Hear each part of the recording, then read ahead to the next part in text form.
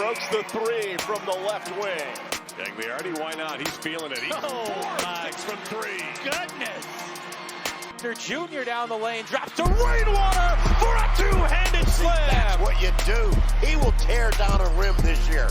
Largely able to blow by the pressure. Now a lob. Rivers throws it down. Cato tries it again. You bet. Caleb Cato, back-to-back threes. Welcome in, as always. This is Russell Kelly on the mic. That's Viva La Russell on Twitter and Viva La Russ on Instagram. Joined here with my co-host, Elliott Cressy, or whatever the hell your handle is. At Elliott Cressy on every platform. On every platform. Including OnlyFans.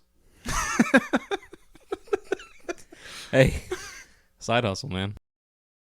DM me if you're interested. If you mention Screecher Report, get you 15% off. 15? Yeah. That's steep. 15% off. A bundle. For all our Screechers out there. We are Screecher Report, as we've said. You can follow us on Twitter, Instagram, that old fossil Facebook, and at ScreecherReport.com, as always. But anyways, we're back at it again with the white New Balances. How we doing, Elliott? Oh, speaking of new shoes, I was actually looking at New Balances. They just got the flow. It's got that new wave. They're endorsed by Kawhi Leonard, Jack Harlow. Some cool dudes, but I didn't get any New Balances. What'd you get? Asics. Asics. That's like every nurse's favorite shoe. Yeah. I don't even feel bad about it. I used to be Nike till I die. Before that, it was Etnies. Etnies. In middle school. Yeah, man. A pair of Asics. Black. They're comfy. They got cushion. They help my feet. That's all you could ask for. They support me more than my mother. Dude, Mother's Day was just a few days ago. That was a bad joke. I love you, Mom. Okay. Anyways, we decided to do another pod after not doing one for months, as we established on the last one. Some news has come across the Screecher Report desk. And up first on the docket is the freshman we spoke about last pod and have reported on a bit. Jaheim Hudson has decommitted from FGCU. The only real information out about it is what he has said over social media, as well as Coach Fly, and that's just that there's a mutual parting of ways, circumstances beyond all parties' control. I don't know what that means. I hope the best for him, obviously. I was looking forward to covering him. Yeah, and we won't speculate too much on what that means, but it could be family related, could be location related, could be he doesn't want to be here related. Yeah. Yep, it could be anything. So bottom line is he's no longer going to be on the team, so see ya, Hudson. So for a brief minute, we went from having 2 open scholarships on the team to having 3 open scholarships on the team. But wait, there's more. Now, I think it was this past Friday evening, transfer committed to FGCU, Austin Ritchie out of Tulsa. Just a few things about him. 6'7" or 6'6", something like that. About 226 pounds. So good size. He's a stretch 4. He shot 36% from 3 last year at Tulsa. He averaged 7 points and I believe 3 rebounds or something. But in games that he played 20 minutes or more, it was like 11 points and 3 or 4 rebounds. So he's definitely a guy who can come to the ASUN and play pretty well and just sort of provide that offensive production that we've been looking for at the 4 for a long time. Yep, we surely hope so. I mean, coming from a good conference in Tulsa, I'm not sure of the conference, but I know it's a good conference. The Tulsa Conference. The Tulsa only conference. Yeah. No, it looks like he has a really well-developed body. You know, it looks kind of like we were talking and kind of looked like a mixture of Zach Johnson and Goodwin, all the best aspects. Being a bigger guy, though, obviously. He's a way different position. Right. Just that body type. Yeah, and I think that's what we need more is some athletes and athleticism to get us through the... Right, the trials and tribulations of the ASUN. So, yeah, 2 open scholarships now. I still think we're going to go try to grab an experienced guard, probably more of a point guard, ball handler type dude, and then probably a freshman. Austin Ritchie is what year? That's really hard to describe because COVID year. I read from, I think it might have been Greg Hardwig at Is that Naples Daily News or Yes. News Press? Yeah. That he has 2 years of eligibility. I'm pretty sure anyone who transfers, unless it's a grad transfer, has 2 years of eligibility. Even if they were a freshman? Well, no, I mean at a minimum. Oh, okay. Well, that's good. Yeah. So maybe he only plays one and decides to go professional at wherever that may be. Maybe he does both. But Hey, random question. Can you leave a school, play at another school, and transfer back to the school you came from? For whatever reason? I've never seen that. See why not. I was just wondering, knowing our luck, maybe he'll come to us and go back to Tulsa after a year. This is it's like a Rumspringa, the Amish. They are raised in the Amish community, Oh, yeah. and then they go off and do a bunch of hard drugs and. But I'm really excited about the new guys we have. Halverson bringing the shooting, the big dog in Andre Weir. What can he do down low? Carlos Rosario, really just refined, polished, traditional old school big. Now Austin Ritchie adding some offense and perimeter shooting to the 4 spot. But what we haven't had in a long time is really since the Goodwin Johnson days, and of course those are 2 big names with big shoes to fill, but just an alpha, you know what I mean? A guy who can cross you up, a guy who can take step backs, drive around you, and put the team on his back. Doe. So yeah, I don't know. Is that a freshman coming in soon? Is that a returning player? Is that one of these new guys? It's where's that going to come from? Yeah, I don't know. Any of these players are always poised for a breakout season. We've seen it with Cyrus Large the last season and even the season before. I've seen a handful and time after time of it from Caleb Catto. Maybe he steps up again this year, his senior year. Or it could be a new guy coming in. It could be Rosario. It could be Austin Ritchie. It could be anyone. So it's just who's going to be the alpha, who's going to be the omega. Well, we need an alpha, beta, gamma, epsilon. I miss delta. We need all those guys. Yeah, we don't want any deltas. We're the frats. Epsilons are the role players. We need a whole bunch of those. We need a lot of frat guys. Actually, some news we haven't talked about yet is, for the past few years, it's like every offseason, it's what's the ASUN going to do as far as is our teams leaving, our teams being added. Well, this year, nobody's leaving, but 3 teams are coming on. And we had 9 last year. And so that's going to bring us to 12. But the 3 teams are Eastern Kentucky University, coming from the Ohio Valley Conference. They were 22-7 last year, so pretty damn good, and 15-5 in conference, and that's a pretty good conference. Also from Ohio Valley Conference is Jacksonville State. They were 18-9 overall and 13-6 in conference. So again, those are 2 pretty damn good teams joining the ASUN, and bringing bigs that are bigger than the ones we normally see, and just really good skill and talent. Thirdly, Central Arkansas is from the Southland Conference. It is D1. They were 5-19 last year and 4-12 in their conference. So, it seems like a pretty wide range of talent coming in, and you never know how that's going to look when people are integrating into the ASUN, and how quickly are they going to, dominate or get dominated. Or Yeah, not at all. I mean, that kind of throws a good curveball into the conference, so that'll be interesting. Yep. The more good teams that enter, the better your team gets. The better coaches that enter, the better your team gets. So does that mean more or less games? It'll be more games. It's not enough teams to not play everybody. So, that's 11 conference games if there's 12 teams. Or 22, actually. But yeah, versus last year, though, we had 9. Well, we were supposed to have... Yeah. We were supposed to have 18 conference games. Yeah. But that ended up being 10. We didn't play 3 teams in the conference. Really, really want a full season next year, just like anybody else. And I think it's going to happen. The NFL did it. Yeah. The NBA's done it since the bubble, too, with pretty minimal, lag time. But we'll see. It can't be shut down forever. So I think it's going to be a back to normal year. But again, I don't want to jinx this with my bad juju. So, been anywhere good to eat lately? Yeah, always. Always. You're I'm always, always at good eating. places. I'm always eating good. What'd you eat good? What's Arby's. the last good thing you ate? Arby's? Arby's. You're not even serious. Actually, I listened to a pod this morning about this guy that eats sprouts.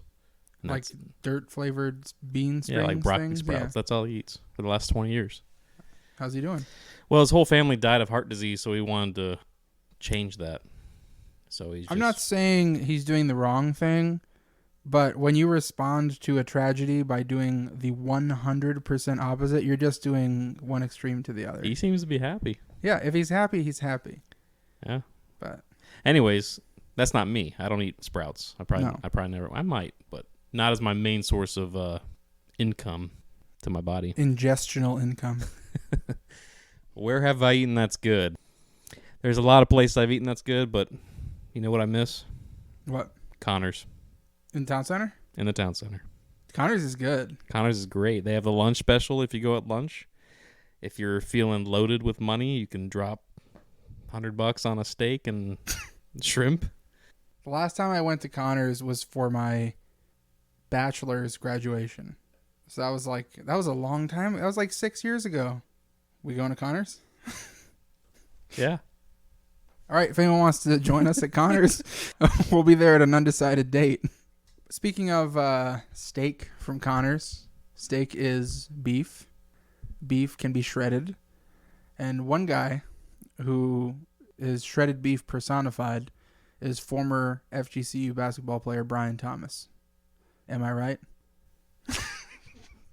See, I thought you were going to say Justice Rainwater because he was the most shredded Well, yeah, beef. he's shredded beef personified. He's like organic taco shredded beef. Like, So that's the difference. They're both shredded beef. They're just different grades. yeah. So Justice Rainwater was like 98% lean. 97.3. Yeah. Brian Thomas is probably 85.15. Yeah, 85-15 or 90-10. That's good for a burger. But that shit's succulent, man. Yeah, it's good for a burger. It's good for barbecue. Oh, yeah. Oh, yeah. Anyway, Brian Thomas, if you don't remember, was with the Eagles from, I want to say, 2017 to 2020 for his first 3 years. And he was a big man down low, 6'9", 6'10", 250, that kind of range. He was here for the end of the Dooley years. He was here for the beginning of the Fly years. Struggled to stay on the court a bit with injury concerns, but when he was on, he's a shot blocker. He's a defense, big, strong dude. But so we're going to have him on to talk about just what he's been doing, catch up with him, ask him some questions, talk about his new foray into streaming and YouTube, talking about, being a D1 athlete, talking to kids out there, and see what he's got to say.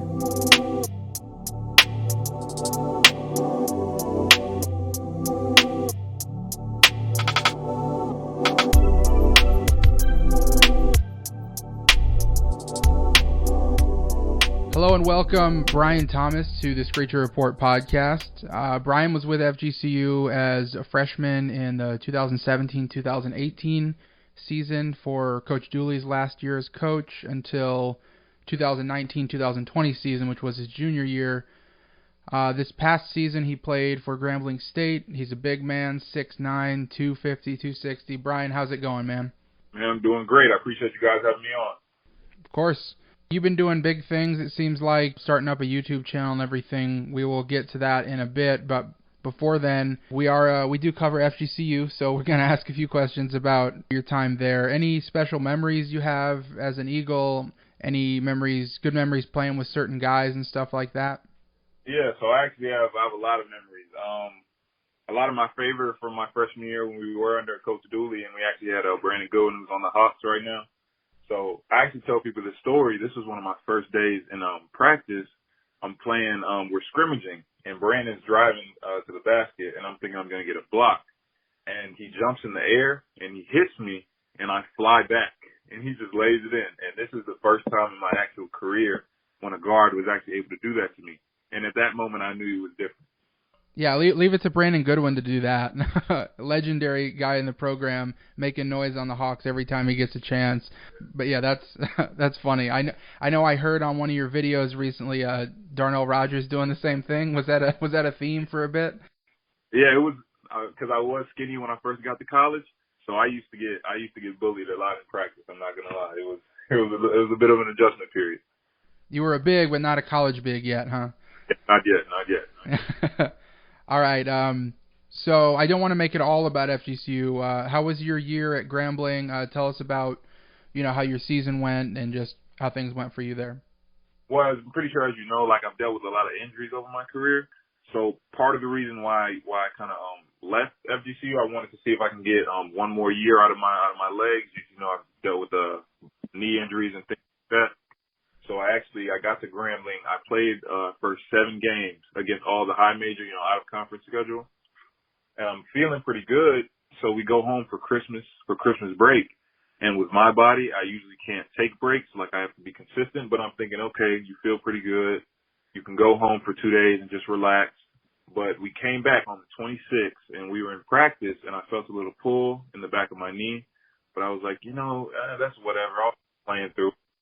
Next thing you know, my knee swelled. I ended up being my college career actually.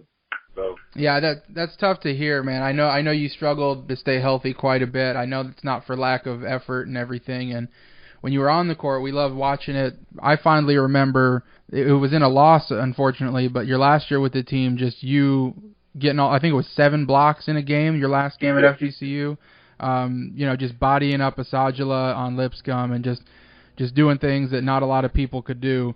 But yeah, I'm sorry to hear that, but I'm glad you had you were feeling good for at least a little bit.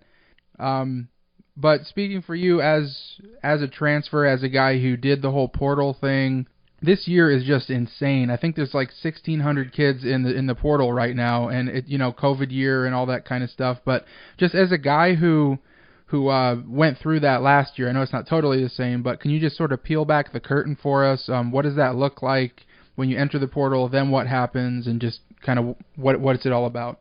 Okay, so I'm actually speaking on YouTube. I'm actually going to do a video about it pretty soon. But how it works is, so you put your name in the portal, and then from that point on, coaches can contact you. They have your information, right? So I would say this to a lot of players. A lot of players aren't realistic with themselves as to their production that previous year, right? And especially COVID year, there's almost 2,000 names in the portal. That's a lot of talent. So I even tried to tell my guys who are at Grambling this year who did transfer, like, if you aren't averaging double digits, it's a pretty good chance you're not going to be able to go back D1 because it's that much talent. And as you can see, we even have high major players who were contributors are transferring, who were starters. So it's kind of hard to be honest with yourself sometimes, but the transfer portal is definitely something. Once you go into it, you have to be sure and positive and confident of what you did in that last year, and that it is going to translate to your next school. Otherwise, there are a lot of players I know that they thought they might be able to go D1, but now they have to go D2 or NAIA or things like that. Sure, and we've been following the portal really closely this offseason, FGCU in particular. At one point, I had, I think, 4 open scholarships because, guys who you thought were going to leave as seniors end up getting that extra year of eligibility. And so it's like, oh, we got all these extra spaces. But so we've been looking at it really closely, seeing which guys might come in, which positions might be being looked at. But I see personally a big theme of, it'll be a guy who's like, okay, I'm down to my 2 or 3 schools, and one of those 2 or 3 schools will be just more of a high major than the other ones, and you can like damn well guarantee that's the one he's going to choose. Is that kind of how it always is, even with transfers? Just like, is it about the biggest school or is it about the best fit? Well, especially for like kids coming from smaller schools, you always, especially like if you've been in the basketball community, a lot of your friends or teammates are playing at the big school, so you see them on TV or you see them having all this gear. But what they don't tell you about that is, at that school, it's easier to become a number. And what I mean by that is, you're just a role player, right? So let's just say you come to a mid-major, a low-major school, you're the star of that team. But at a high-major school, you were just a role player. Like, you might play 10 to 15 minutes a night, while if you go to a lower school, you're playing 30. So a lot of players don't think about that when they make those decisions. They see the flash and they see the glamour, but they don't really realize what it actually is. Awesome. It's great to have your, a guy who went through its perspective on that in such a crazy year with, like you said, it's I think by the time it's all said and done, it will be at 2,000 kids in the portal, which is just insane. just to speak to transitions a bit, you were in another interesting situation where, like we said, Dooley's last year as head coach to Fly. How is it sort of going through a transition from one coach to another, even though obviously Coach Fly was on staff with Dooley and then before that as well, but just speak to that transition and any sort of, not trouble, but, how tough that could be or seamless or whatever it was for you. Okay, well, coming into FGCU, I kind of had an idea of what could happen because I've seen FGCU's previous success under Coach Dooley. And I'll be honest, during the season, there was a point in time, I'm pretty sure we went on like a 15-game winning streak. Mm-hmm. And so at that point, I'm starting to realize, people around the locker room starting to realize, okay, we're really, really good. Like there is a chance Coach Dooley might get another opportunity. So from that point on, we still came together. We understood. But, as you know, we loved Coach Fly. We already knew Coach Fly. He was already, a great integral part of the system. Like he makes a lot of the program go, a lot of parts of the program go. So when the transition did happen, it wasn't for me personally. Of course I didn't like to see, the head coach I committed to go, but the fact that it was Coach Fly that did take over, it wasn't someone from the outside. It was someone I was familiar with. It really helped me in terms of, as you can see, my production went up from freshman and sophomore year, and my basketball confidence went up just because I had someone in my ear who'd always been there. You know what I mean? For sure. Yeah, I think that was definitely, he had been there, Fly had been there such a long time as it is. It was definitely the least resisted path for sure. Improvement in wins from this past year from the year before, and we're hoping things are looking up and finally getting to a place where, on FGCU's end, where those wins start piling up a lot bigger than the losses. But it's kind of crazy. The other day I was thinking about what to talk with you about, and I realized that there's only 3 players on the roster currently, because a guy's graduating and a couple of transfers, that were on the roster when you were there. It's Caleb Cato, Cyrus, and Dakota, and that's literally it. But those 3 guys, though, you can speak to, that's kind of the nucleus of the team at this point. Was it you playing alongside a guy like Cato, or even Largy coming out of nowhere, and Rivers, the shot blocker and stuff like that? I guess, can you speak to their talents a little bit? Yeah, so I'll start off with Cyrus. So everyone thinks he came out of nowhere, but he is one of the hardest workers I've ever seen. Like in practice, even when he wasn't playing yet, he was the hardest worker. He comes in first in every sprint. He gets all the loose balls, all the hustle plays. Caleb the same way, Dakota the same way. A lot of people don't realize this. Those 3 actually on a daily basis would come into the gym at 5:30 in the morning on a daily basis, working out, getting enough shots. So a lot of people see the production, they see their success, but they don't realize like those 3, there's a reason why they became that successful. They worked harder than everyone else. Right, and the other guy that I do this with, Elliott, is going to love hearing that, because I remember it would have been like the year before, your last season with the team, when Cyrus was just, that walk-on and nobody knew who he was outside of the team. I think we were looking at a practice or something like that, and Elliott goes, "Man, this Cyrus Largy guy looks good." I'm like, "Yeah, but he's a walk-on." So it's like, that stigma that comes with it. And sure enough, he gets 4 starts that year, and then he's a regular starter this past year, scoring 13 points a game and only going up from there. But yeah, it's, we're hoping the best for all 3 of those guys. But anyways, Brian, you've been super active on social media and YouTube promoting your channel, and can you just tell us what it is you're doing and what you're trying to accomplish, talking how it is to be a D1 athlete and all that?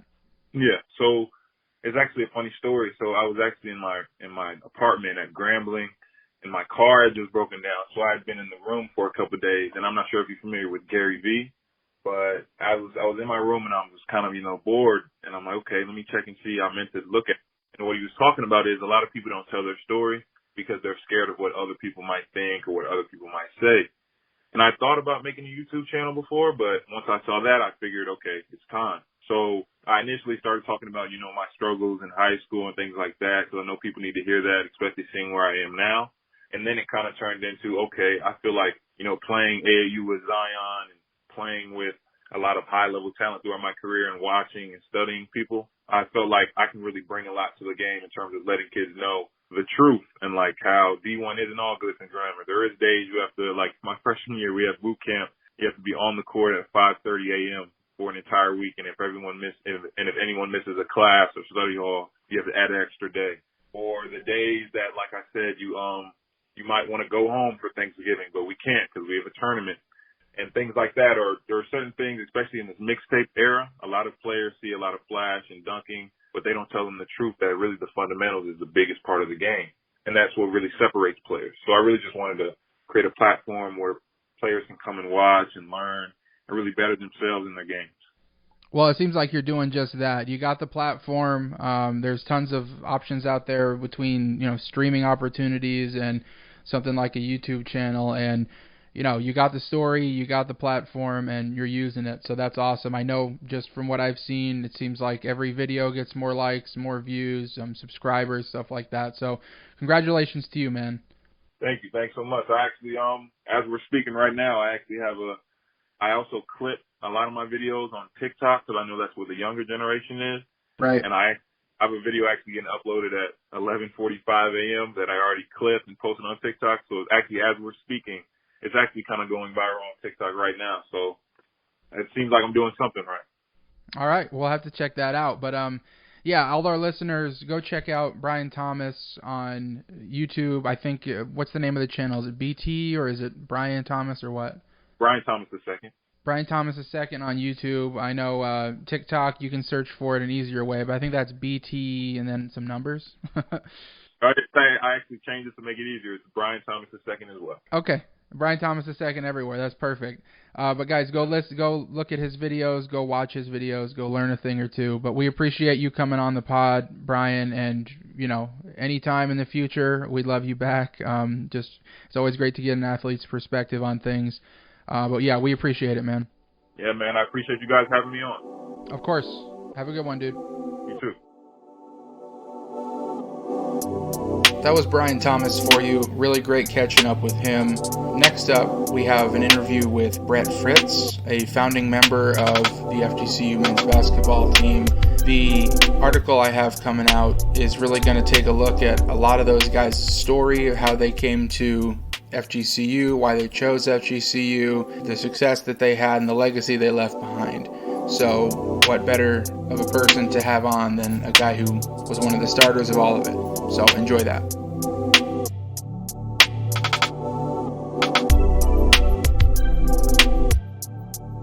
All right, we welcome Brett Fritz to the Screecher Report podcast for the first time. Brett, how we doing? I'm doing great. Thanks for having me today. Of course. So we're excited to talk with you and, just see how you're doing and promote this article that we have coming out. But first, I see, just based on social media and whatnot, it seems like you're super involved with both of your daughters' AAU teams. And based on what I've seen, it seems like they've been doing pretty well lately. How's that going? Yeah. So I've got 3 kids now. I've got a daughter that's a freshman, a daughter that is a 7th grader, and then a son that's only in 3rd grade, and he's playing soccer right now. I don't know hoops yet, but yeah, my 2 girls are rocking it. It's so much fun. They're playing a lot of AAU ball. My freshman's starting to get some coaches looking at her, which is pretty cool. Yeah, it's fun transitioning now to being a coach on the sidelines, a dad supporting in the driveway, versus being in the gym at 6 a.m. doing all the hard workouts. They're the ones doing that now. I just have to drive them there. Probably a lot easier than now, huh? Yeah, easier. It's different. I still get the itch, right? I still want to be there. My freshman daughter is still, she does workouts in the mornings, around 6:30. I drop her off every morning and I'm just like, I just want to go in and shoot with you. I just want to go and, do some drills with you, but then my knees and my ankles and my back don't operate the same way as they used to. So it's all fun. I hear you. So sounds like we're looking at a couple of future stars for Coach Smesko, huh?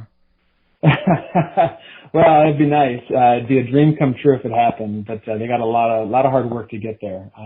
So yeah, you never know what the future brings, but yeah, I think they're actually both wearing FGCU gear today to school. The whole family we're all big FGCU fans for obvious reasons, and naturally, yeah, we support all the teams that we can. Well, anyways, we're super happy to have a founding member of the FGCU men's basketball program on the podcast. And, the purpose for having you on this time, we have an article coming out, should be dropping on Monday, actually. I haven't fully decided on a name yet, but the word founders is probably going to be in there somewhere. But, or program builders, something to that effect. But anyway, Brett, you were kind enough to be the first to contribute.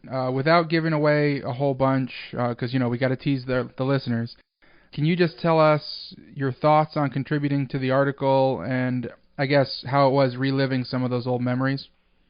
Oh, it was a blast. So first off, thanks for doing it. Myself and others that I know you're going to be talking with, and they're part of the article as well. Yeah, it was such a weird time, and so many of us had to take risks we decided to take risks to help start the program up. But looking back, it was the best years of my life, right? It was so much fun, doing the things that no one ever thought we would be doing, and helping the program go from literally dust, and no court, to where it is today is pretty cool to say. Yeah, I'm excited to read the article again. I've obviously you've sent me the draft and stuff, but excited to keep reading about it and hearing about the future of where the program goes and what people are up to these days. Just awe-inspiring to see where the program's come from just in the last 15, 16 years. Definitely, and that's part of the reason that I was inspired to do this. I want to do one bigger article each off season, and last year was I did an all-decade, team, but that decade happened to be, 2010 to 2020, and, there's a whole 10 years before that, that the last 10 years wouldn't have happened if the 10 years before that didn't happen. And so I definitely wanted to do something this year to sort of highlight that. And we got comment from you, Roman Brown, Ryan Hopkins, Brian Chrislip, Leighton Bowie, so all your, old teammates, Bo Bauer, Adam Lydell, Casey Wallab, guys who came after, Reed Baker after that. And, we're definitely excited for people to read all those things, and we're excited for all you guys to sort of, like you said, catch up with some of the old guys that you used to play with, if you might not catch up with them, organically. Yeah, it's great, right? There's a large group of us that are in a text group thread together, so we'll randomly text each other and share old memories or joke about something going on in people's lives at the time. But to the mass public, most people think of FGCU as Dunk City and beyond, right? And right. That's great. I think that's amazing. I love supporting it, and I think that without Dunk City, who knows where we would be as a team, right? I think we'd be successful, but we wouldn't necessarily be on the map, right? As far as it's gone. But I do like to politely remind people that there was a foundation built before Dunk City, right? And if that foundation was not there, who knows where it would go, right? Like Brett Comer wouldn't have joined Dunk City, right? Or FGCU if it wasn't for the foundation.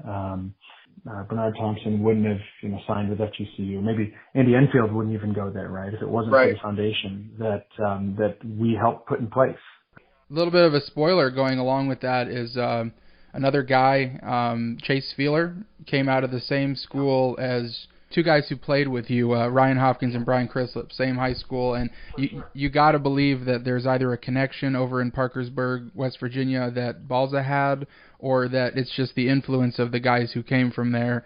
But, another, captain of that Dunk City squad and Sweet 16 squad that probably wouldn't have been there if it hadn't been for you guys. Well, yeah, it's a great reminder. Hop and Chrislip played with me, right? They were recruits 1 and 2. Little known fact, we actually played, one of FGCU's games was played in their high school at Parkersburg South. So Coach Balza he tried to schedule games in everyone's hometowns, for that first group. So we played games in Parkersburg, West Virginia, up in Indiana for, Scott Wilson. We played in Arkansas for Roman Brown. All the different hometowns we could get to.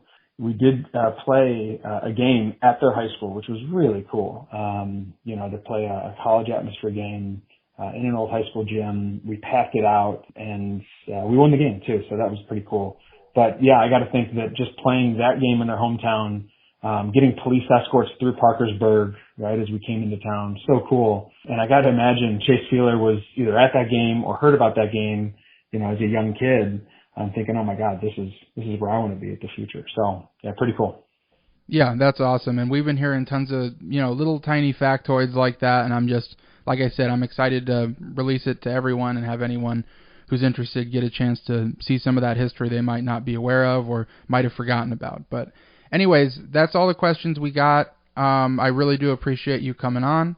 And yeah, I'm just excited for everyone to read it.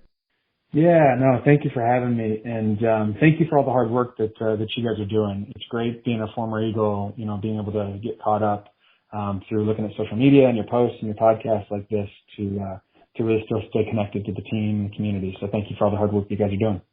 For sure, that's why we're doing it. Thank you, man. All right, thanks. Have a great day. You too.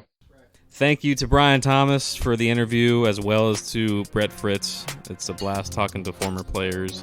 We appreciate you guys for listening, as always. If you ever have questions, you ever feel like chatting, we love talking ball, hit us up on social media. Yeah, we look forward to continuing to cover the team, and until next time, peace.